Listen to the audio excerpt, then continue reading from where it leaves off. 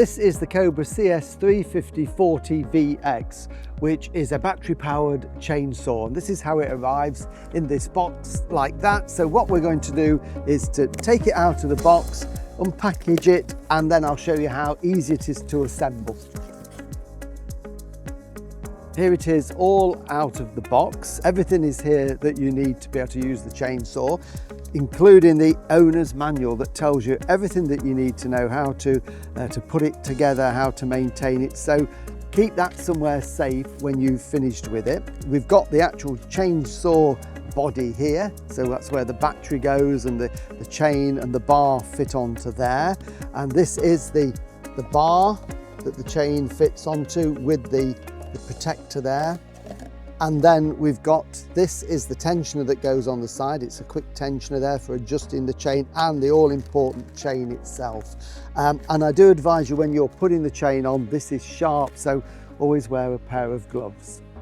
The first thing we need to do is to get the battery on charge. And here it is, we've got the charger and the battery. It will come with some charge already in it, but it's good practice to fully charge it. So I've plugged the charger in and we simply just slide that into position like that. Very easy to put in position. And when we've got there a green flashing light, that tells us that the battery is charging. When it goes a solid green, it's fully charged. And when we need to take it out, it's very simple. It's just the red lever at the back, just lift that and then it will slide off and then you can use it. And just a little bit of information on the battery care. Store it somewhere at room temperature. Lithium-ion batteries don't like to be cold, so room temperature is ideal. And then in the winter, when you're not using it, again, make sure that you bring it into the house rather than leave it over winter in a cold shed, and that will greatly improve the performance and the life of your battery. So we'll put that back on and get that charging. So this is it all laid out now. So the first thing we're going to do is to put the chain on the bar. So we're just going to pop that there and take the bar out. So this is what we call the cutting bar that the chain fits onto. So I'm going to wear my gloves to handle the chain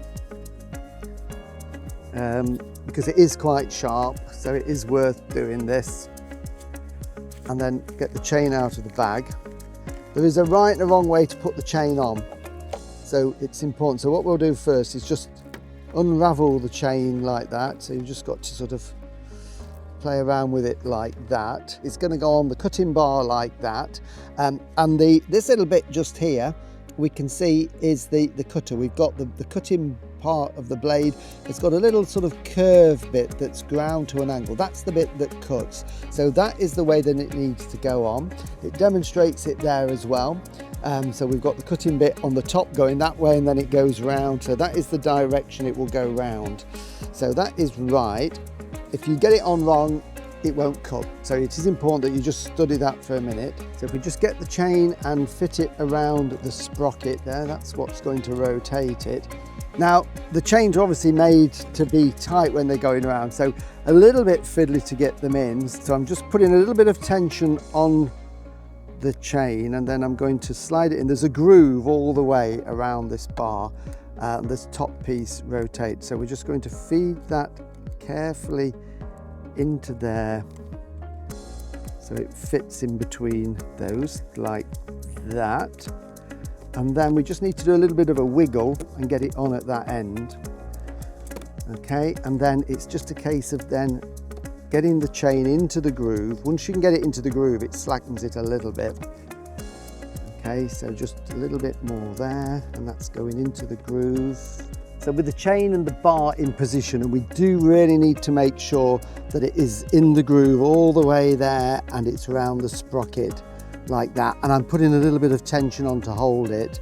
We can then get this piece and we can see that the red piece we can use to twist it on, and in the center there is a hole with a thread in it, and that goes on to this bolt here. So we just locate that and tighten it, but all the time I'm keeping the tension on this chain to make sure that it doesn't come off the sprocket. Now, if you've got somebody helping with a pair of gloves, they can hold this as well, just to make it a little easier. And then we're going to tighten that down into position. Just going to make sure it twists. I've probably got that a little bit tight, so I'm just going to ease it off a little bit, because then it will hold it in place. And then with the black one, we can actually lock that into position. So the black lever locks it. As we can see, we've got a padlock logo there, unlock and lock. So we twist it that way, and that is twisting round fine now. And we've got just a little bit of play on the chain. We don't want it so tight that there's no play. And when you've used the chainsaw a couple of times, it's always worth just checking that, because the chains do stretch a little bit. But I'm happy with that. I might just tweak it one little bit and then tighten it, and that is just giving us that little bit of play there. So we can lock it with the black lever and we can turn it. If you can't turn the chain round, you've got it too tight. And we also can check, if we look in there, we can see that it is still on the sprocket. So if I just turn the chain, you can see that everything is moving smoothly and it's in the right position. So locked on, it can't go. If you do need to adjust it in the future, you just slacken off the black lever there while holding it in position, adjust it on the red dial there, and then tighten it back up again. So that's the chain on. The next thing we need to do is to, when you use it, is to put some chain oil in it. So that lubricates the chain. So don't ever use the chainsaw without chain oil in it. So we'll put some chain oil in. Little tip as well, when you're not using it, always make sure that you've got your chain guard on, then you can't accidentally cut your fingers on the chain. So if we turn it on its side, we just screw that off like that, and then we've got some chain oil here, and that goes in there, and we can pour that into it.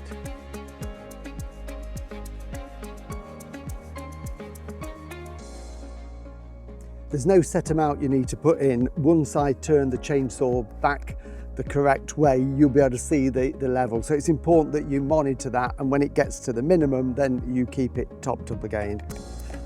And this is proper chain oil, so don't use engine oil from your mower. This is a sort of a thicker oil in this. And then we can just pop that back on there and tighten it up, then lock that into place. And then on its side, if I tilt that back, we can see there that the darker line showing through is where the oil is.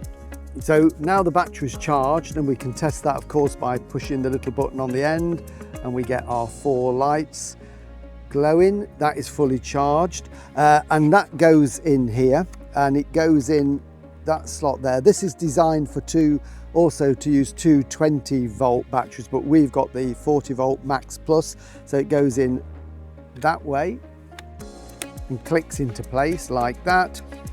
To get it out, we just release it very simply like that. So that goes into place. Now, this has obviously got some safety features as well. To start it, you need to hold it like that. We've got a trigger there, but we can't actually use the trigger until that is pushed in. So when starting it, you have to push that button in and the trigger at the same time. So if you're using it right-handed, you do it with your thumb in there, and then you could start that with the trigger. And it's also got a chain brake. This is the chain brake here. So again, if you're using this and you hit a knot in the wood and it jars and you move that forward, that automatically locks the chain from a safety point of view, and then before you can start it again, you have to pull that back. So if ever you're trying to use the chainsaw and it won't go, just check that that is pulled back. So if we take that off, I'm going to put my gloves back on. Again, always good practice, and when you're actually cutting the wood, you're going to need some form of face visor or goggles as well. And to start it then is a case of we push the button in here and pull the trigger back, and there it goes. And as soon as we release the trigger, it stops instantly. If I put the chain brake on, just to demonstrate, it won't work. So you have to have that pulled back in order to get the chain to go round.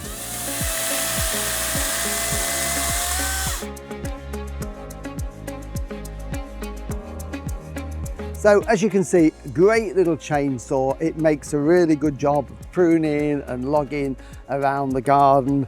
You don't have to mess around with petrol in it. You've got the battery power there, and easy to assemble. So a great piece of kit for the garden. Remember to register your Cobra online at cobragarden.co.uk. Always have your Cobra serviced regularly. Check the website for your nearest dealer.